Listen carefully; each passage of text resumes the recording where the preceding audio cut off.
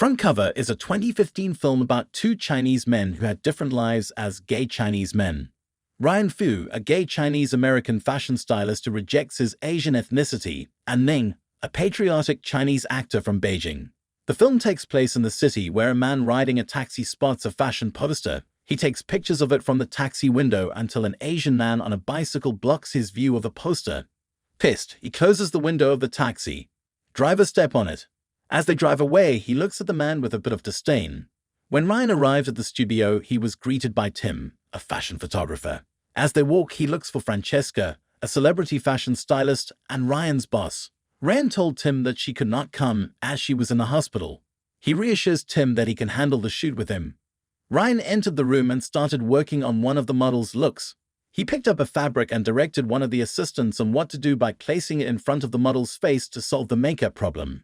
As he was working, the lead female model for the shoot shrieked as she had an allergic reaction to one of the fur coats. Ryan suggested that they change the model, but Tim didn't want to compromise. The client wanted her specifically for the shoot. Tim panics and even wants to jeopardize the model's health for the shoot, but Ryan stands up for her. Tim was having a breakdown as he might yet again screw up another photo shoot. Ryan thought of a creative way to solve their problem by covering the whole body of the model with plastic wrap. The photo shoot went on smoothly with the aid of Ryan.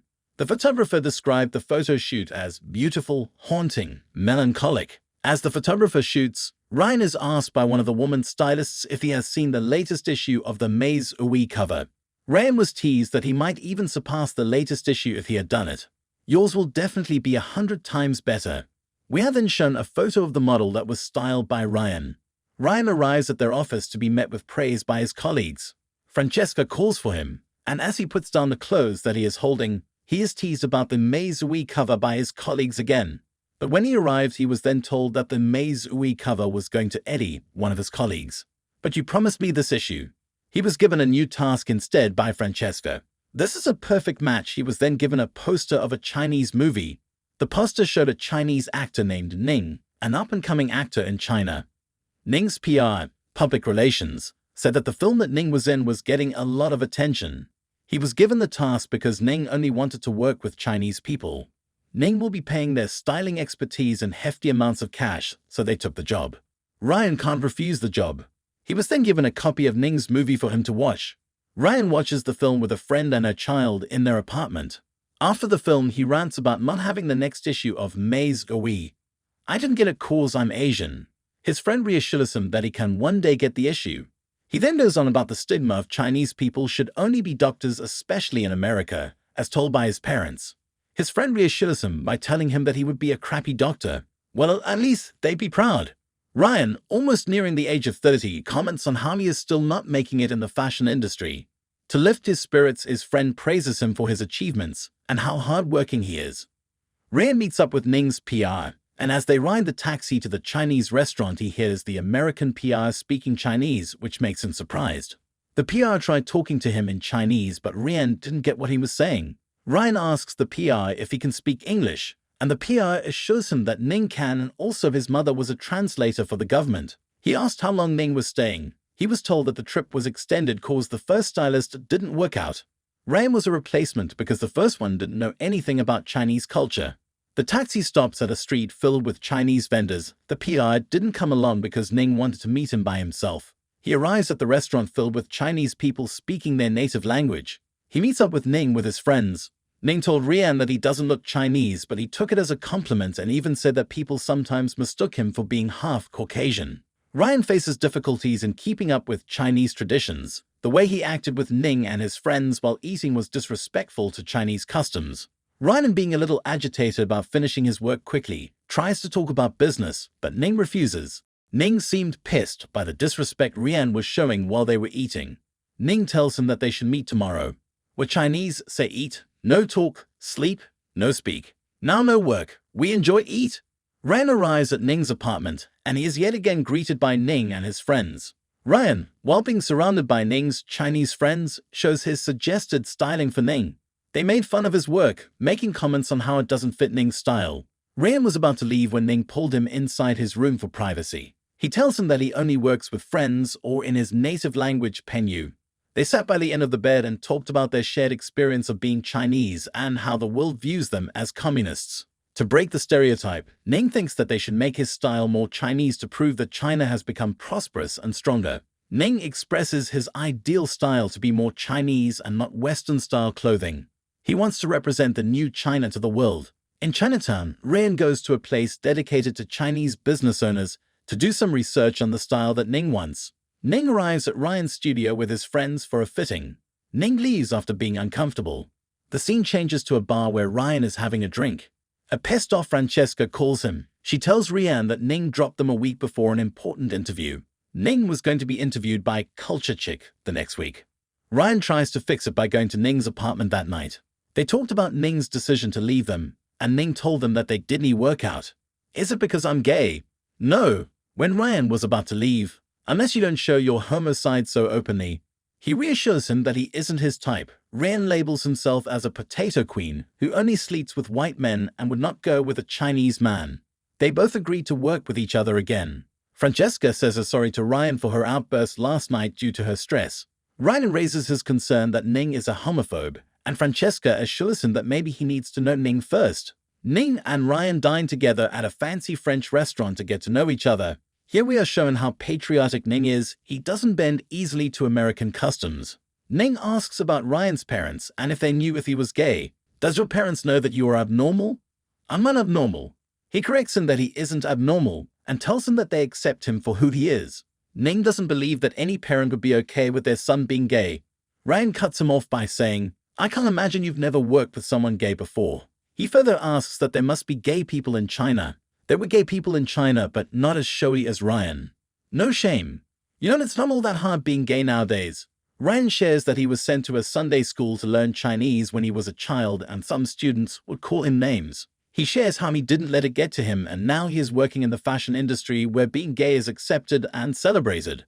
The scene transitions to Ning in his apartment and Ryan using a gay hookup site. Ning called Ryan asking him to accompany him while shopping. The scene shifts to them walking by the road and Ning sees a gay couple holding hands while they walk. They go inside the store and look for clothes. Ryan asks about Ning's girlfriend. They've been in a relationship for 3 years, but she couldn't come because of her visa being denied. The scene shifts to Ryan fixing the clothes they bought, while the TV is on, and news comes up about the Parson family not wanting to use Chinese products, further pointing out how China is viewed by the world. Ning gets pissed and turns off the TV and continues cooking. They share a moment when Ryan suggested Ning to wear the shirt he was wearing to the interview because it says a lot about his character. The shirt has a print of Central Academy of Drama in Chinese writing. The next day, Ning is getting ready for a shoot and told Ryan that the Chinese press was coming for an interview and let the doorman know of their arrival. Ryan tells him that Gus won't let them in while they are doing their shoots. Ning does the shoot for a while before leaving with Ryan due to the disrespectful attitude of Gus and the people of the shoot. They ran together, rode a taxi, and left. Francesca calls Ryan to fire him due to what happened at the shoot with Gus. They stayed at Ryan's apartment and did weed together to loosen up their nerves for what happened. They got wasted and had fun together at his apartment. The next day, his parents came while Ning was there. Ryan introduces Ning to them, and they talk in Chinese and bonded over small talk. They all went to visit Ryan's grandmother because she missed him and didn't get to see him much. His parents assumed that they were together because of their closeness. Ning and Ryan's mother talked by the pond about the topic of being gay as Chinese.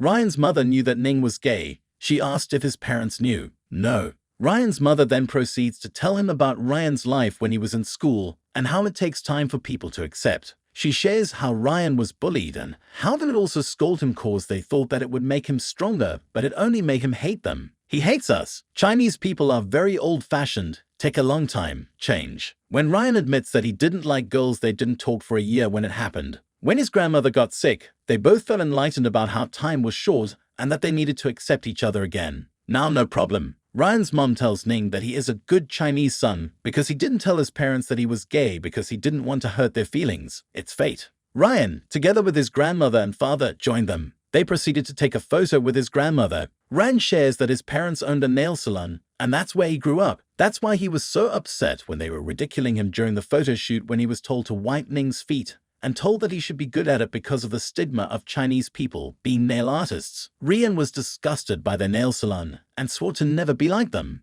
I'd bite the hand that feeds me. He felt bad about it. A Chinese play starts. Ryan looks at his parents, lovingly showing his appreciation for them. They all went home together. After they went home, Ryan and Ning went partying at a gay club. Ning gets pissed when he sees Ryan getting hot with a white man again. Ning was about to leave when Ryan pulled him back. Then Ning kissed Ryan and they both shared a hot kiss that later on led to them having sex. They shared a passionate night. Ning asks Ryan about having sex with a Chinese man and if he was his first Chinese man. My first Asian ever. He further asks if it is different and how he feels. Like a Virgin is a joke referencing Madonna's song. Ryan noticed that it wasn't Ning's first time having gay sex. Owning Ning harder, harder. Ryan asks how many times he had gay sex, and Ning only answers him a few. They share a vulnerable moment with each other in bed while cuddling. Ning didn't want to leave his side. Ryan gets ready for work until he notices that he doesn't have a job to come back to. Ning persuades Ryan to come to Beijing to work as a stylist for the celebrities there instead. He further fuels it with how his parents would be proud of him. Ryan is researching Beijing online when Francesca calls him on the phone to come back. Francesca then proceeds to tell that Gus only said what he said during the shoot to get the shots he wanted. Ryan looks at Ning's photos taken by Gus lovingly. Francesca then proceeds to tell him to style the next Maze Ui cover. He smiles bitterly as he realizes something. Culture Chick is gonna print them in their next issue. Ning looks at the photos at a restaurant while they are dining together. He smiles and thanks Ryan. While doing the tea ceremony, Ning tells Ryan how he dreamed of what life would be like when he was 30. He proceeds to tell Ryan to go to China and how great it will be for him. Ryan asks for a week off from his job for Ning, so they can travel to Beijing together. An assistant interrupts them saying that Ning wanted to see him. Ryan was given a magazine by Ning. They were both on the front cover of a Chinese magazine. None accused Ryan of telling the press about them. Ryan denied it and even told him that he couldn't even read it. Ning is in love, but that doesn't say you're gay. Ning felt humiliated and worried about what his parents would think of him when they saw the magazine. Ryan assures him by letting him know that he can stay with him. I will never act again. My dream is over. Ryan proceeds with how he was planning to go to China with him. I have to carry on my family name. Ryan tells him that he can't stay in the closet forever.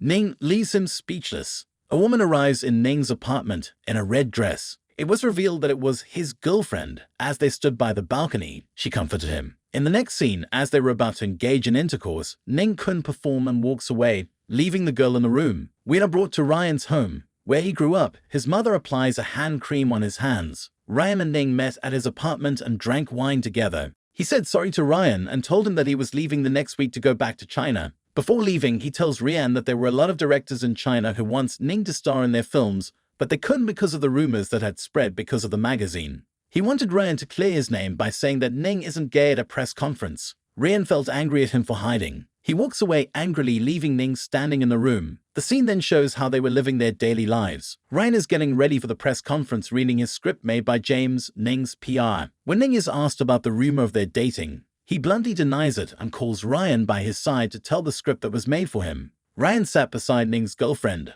and we were shown how uncomfortable she was with the situation. When Ryan was asked about their relationship by one of the reporters, he opened his script and bluntly told them that he was gay. He proceeds to tell how good of a person Ning is. With a disdainful look on his face, he proceeds to tell how Ning is like a brother to him. We are then shown Ning's teary-eyed expression with pain in his eyes as they finish the interview. Ryan goes to Ning's room to talk. Ning proceeds with a Chinese saying, "You have to plow in order to harvest.